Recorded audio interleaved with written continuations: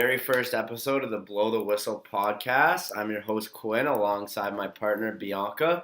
How are you, Bianca? I'm great. How are you? Good. So we did this podcast from EDPT, and we have an interviewee today, Ryan McClellan, on the track team. So I'll just run a little bit down for why we did this, and you can talk a bit about it too. In producing this podcast, we hope to attract and integrate future McGill athletics and students.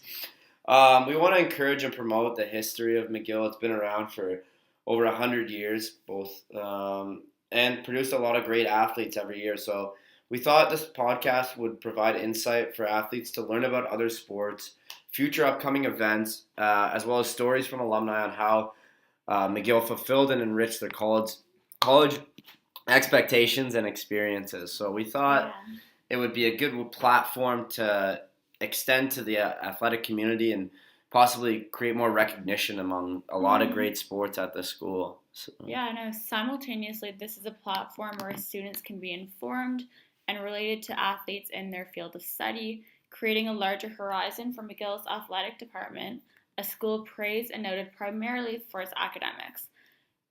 United States college culture and school spirit towards athletics are bar none, and we believe that through this media platform, we'll be able to achieve greater attendances for games and create a better atmosphere, ultimately attracting greater recruits for years to come.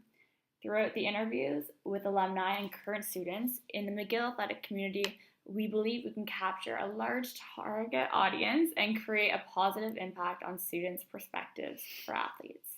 Yeah, I mean, you said it perfectly. I think that this podcast will help us create a larger target audience. Being an athlete myself, how's your phone? Good.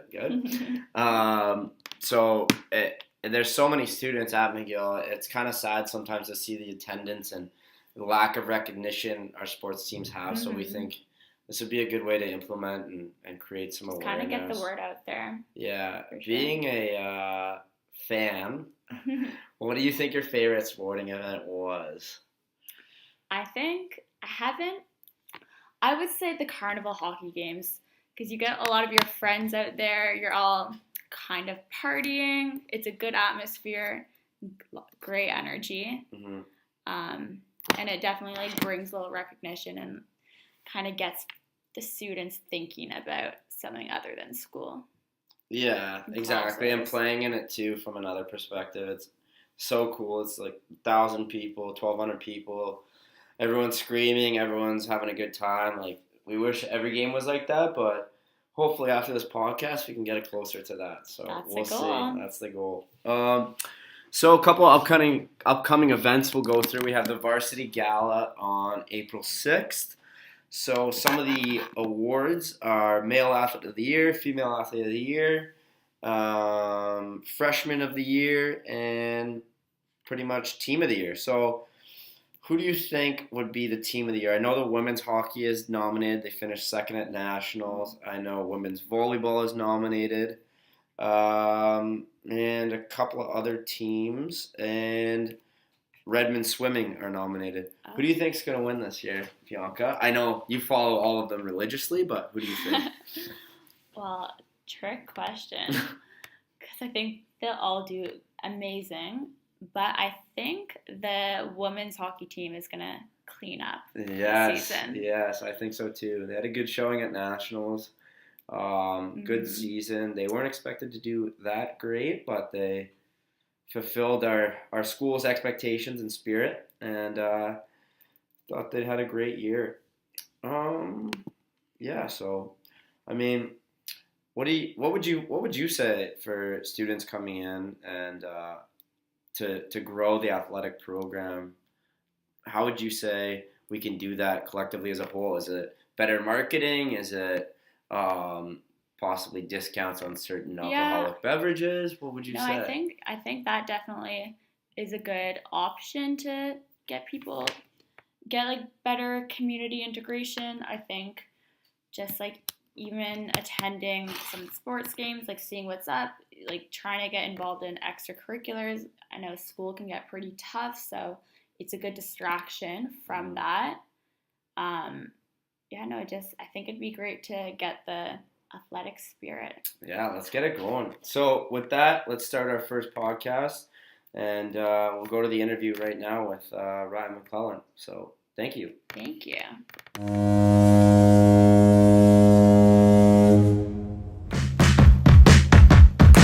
All right. Yeah. So our first interview is brought to you by the Redbird Sport Shop from April 8th to 12th. We have 50% off, so go get your Redmond and Martlet gear. Our guest today is Ryan McClellan, a fifth-year track and field civil engineer, runner-up at the Nationals in the 4x400 meter from Toronto, Ontario, and one of my lifelong friends since grade 1. Welcome to the podcast, Ryan. What's up? Thank you, Quinn. Thanks for having me. Great intro. Yeah, not bad. So we're going to do a couple questions. First of all, what were your initial thoughts coming to McGill?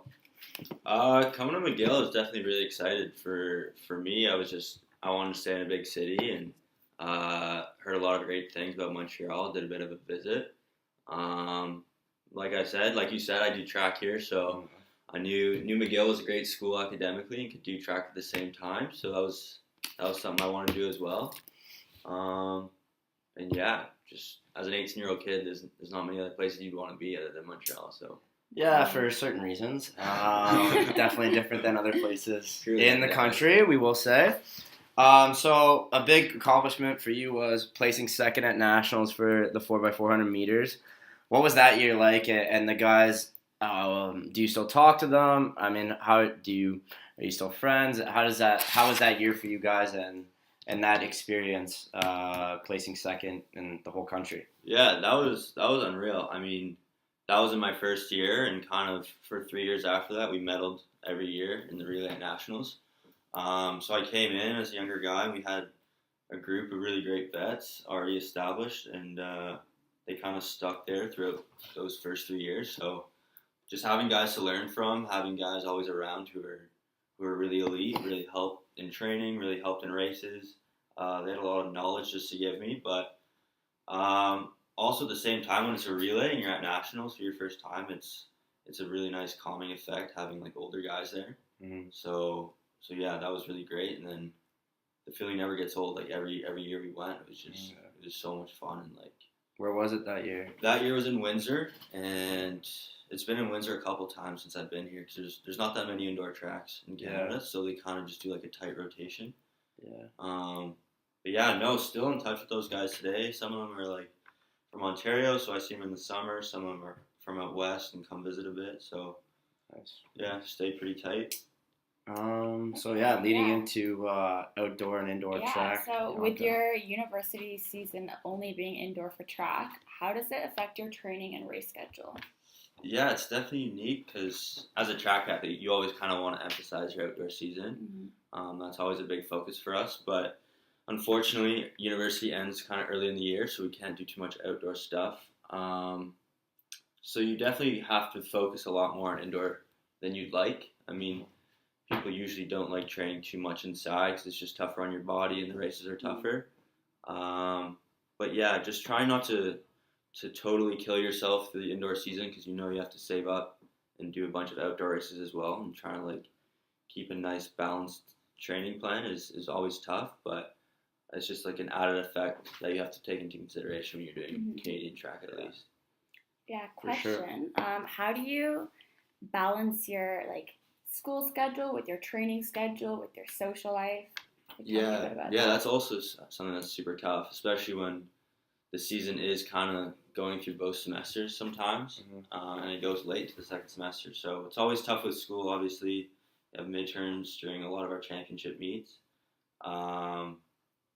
And in terms of social life, it's different because you get tight with your team, so that's always fun. But you obviously have to sacrifice some weekends when you're racing on the Saturday or Sunday. And debatable. Well, yeah, no, for sure. No, but you got it. No, it's fun having that extra group of friends outside of school, outside of your res friends or whatever. So that kind of makes everything worth it and enjoyable.